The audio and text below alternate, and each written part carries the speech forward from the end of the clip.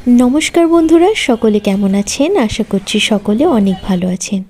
আমি এবং আমার মাও অনেক ভালো আছি। অনেকেই বলে থাকেন, দিদি আপনি আগের বারে শীতকালে ছাদে যে রান্নাগুলো দিয়েছিলেন সেগুলো দেখতে অনেক ভালো লেগেছে। তো সেই কারণে এবার শীতকালেও কিন্তু সেই ছাদের রান্নাগুলোর সঙ্গে আবার ফিরে এলাম নতুনভাবে। আজকের ভিডিওটি দেখতে থাকুন, আশা করছি সকলের অনেক ভালো লাগবে। ছাদ রান্নার এই এপিসোডে মায়ের প্রথম রান্নায় রয়েছে রুই মাছের ঝোল। জ্যান্ত রুই মাছগুলোকে ভালোভাবে কেটে বেছে পরিষ্কার করে কড়াইটাকে ভালোভাবে গরম করে সর্ষের তেল দিয়ে তার মধ্যে এই মাছগুলো ভেজে নিচ্ছে মা। মাত্র 2 দিন হলো এই উনুনটার বয়স। মা একা হাতেই সম্পূর্ণ উনুনটা বানিয়েছে। যেহেতু একদিনেই বানিয়েছে সেই কারণে দেখুন উনুনটা না একদিকে হেলে গেছে, আর যত শুকাচ্ছে তত উনুনটা ফেটে যাচ্ছে। উনুনের চারিপাশটা এত ফাটা ফেটেছে যে মনে হচ্ছে শেষমেশ সব রান্নাগুলো হবে কিনা। শীতের বড়ি খেতে আমার প্রচণ্ড ভালো লাগে, বিশেষ করে এই শীতকালের সময়েই শীতের বড়িগুলো খেতে অসম্ভব ভালো লাগে। আপনাদের কাদের কাদের ভালো লাগে আমাকে একটু কমেন্ট করে জানাবেন। মাছ আর বড়ি কিন্তু মা অলরেডি ভেজে নিয়েছে। এবার বড় বড় করে কাটা এই আলুগুলোকেও মা ভালো করে ভেজে নেবে। মাছ এবং বড়ি ভাজা হয়ে গেছে, আলুগুলো ভেজে নিচ্ছি। আমার লাজুক মা ভিডিওর সামনে সেইভাবে কথা বলতে পারে না, প্রচণ্ড লজ্জা পায়, তাই সব ভিডিওগুলোর ভয়েস ওভার আমিই করি। যাক, আলুগুলো ভাজা হয়ে গেছে। এবার সেই তেলের মধ্যেই 5 ফোড়ন, শুকনো লঙ্কা, তেজপাতা, টমেটো ফোড়ন দিয়ে ভালো করে কষিয়ে নিয়ে হলুদ লবণ দিয়ে আরেকবার ভালো করে নাড়াচাড়া করে নিল। তারপর দিয়ে দিল আদা বাটা, জিরে গুঁড়ো, ধনে গুঁড়ো আর একটু কাশ্মীরি লঙ্কা গুঁড়ো। এবার সব উপকরণগুলো একসঙ্গে ভালো করে নাড়াচাড়া করে তার মধ্যে আগে থেকে ভেজে রাখা সেই আলুগুলো দিয়ে আরেকবার কষিয়ে নিয়ে জল ঢেলে দিল। যদিও গরম জল ঢালাটাই শ্রেয়, তবে আমরা এখানে ঠান্ডা জলই ব্যবহার করেছি। এবার আর কি, নাড়াচাড়া করে ঢাকা দিয়ে দিল। এরপরে আম কাটতে বসলো। আম কেন কাটবে জানেন? আমের চাটনি বানাবে মা।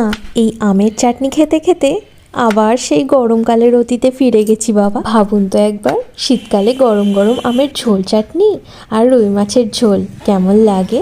ও এবার এদিকে ফিরে আসুন, ঝোলটা কিন্তু ফুটে গেছে। তার মধ্যে বড়ি, মাছ আগে থেকে যেগুলো ভেজে রেখেছিল সেগুলোও দেওয়া হয়ে গেছে। সেগুলো দিয়ে আবার ফুটেও গেছে। তারপরে কিছুক্ষণ ঢাকা দিয়ে তারপরেই নামিয়ে নিল মা। ব্যাস রেডি রুই মাছের ঝোল। এবার আমের ঝোল চাটনির পালা। কড়াইয়ের মধ্যে সর্ষের তেল গরম করে তার মধ্যে তেজপাতা, শুকনো লঙ্কা আর দিল সর্ষে ফোড়ন। তারপর সেই কেটে রাখা আমগুলো দিয়ে লবণ হলুদ দিয়ে তারপরে জল দিয়ে দিল। ব্যাস কিছুক্ষণ ফুটতে দিল, তারপরে চিনিও দিয়ে দিল। চিনি দেওয়ার পরে ব্যাস নামিয়ে নিল। দুটো রেসিপিরই এত দারুণ গন্ধ বেরিয়েছিল না, আমার প্রচণ্ড খিদে পেয়ে গেছিল। তাই মাকে বললাম ভাতটা চাপিয়েই দাও, আর একটা যে রেসিপি করবে সেই রেসিপিটার সবজিগুলো কেটে নাও। আলু, গাজর, বিট, বাঁধাকপি, পেঁয়াজ, কাঁচা লঙ্কা সবই মা কেটে নিল। শীতকালের এই সবজিগুলো খেতে না অসাধারণ লাগে জানেন তো। আপনারা কারা কারা এই শীতকালের সবজিগুলো খেতে খুব পছন্দ করেন আমাকে একটু কমেন্টে জানাবেন। আর ক্যাপসিকামটাও কিন্তু খেতে খুব ভালো লাগে, তবে আজকে ক্যাপসিকামটা আমাদের এই ভাজাটার মধ্যে ছিল না। গল্প করতে করতে দেখুন সব সবজিগুলো কিন্তু কাটা হয়েই গেছে। শীতকালে না একটু ঝাল ঝাল তরকারি খেতেই বেশি ভালো লাগে বলুন। দেখুন এইদিকে কিন্তু ভাতটাও হয়ে এসেছে। আমার উনুনটা বেশি হয়ে গেছে, 2 ভাগও হয়ে গেছে। সত্যি মায়ের উনুনটা দেখে না খুব কষ্ট লাগছে। দেখুন মা কত কষ্ট করে বানালো এই উনুনটা, আর চারিদিক দিয়ে এত ফাটা ফেটেছে। তারপর দিদা এসে বলল তুই এর মধ্যেই আবার মাটির প্রলেপ দিবি ভালো করে, তারপরে ঠিকঠাক হয়ে যাবে। আবার যাক গিয়ে যা হবে দেখা যাবে। তো এবার এইদিকে আবার ভাজাটা হওয়ার পালা। সেই কারণে সর্ষের তেল গরম করে 5 ফোড়ন, শুকনো লঙ্কা, রসুন ফোড়ন দিয়ে তার মধ্যে এই 5 মিশালি সমস্ত সবজিপাতিগুলো দিয়ে তার মধ্যে নুন হলুদ দিয়ে একটু ঢাকা দিয়ে দিয়ে বারবার নেড়ে দিল। ব্যাস রেডি এই ভাজাটাও।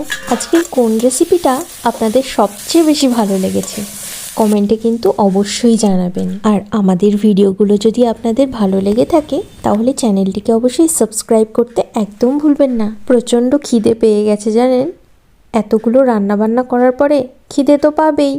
সেই সকালে কফি খেয়েছি, তারপর আর কিছু খাইনি। সকালে আমি তেমন একটা কিছু খাই না।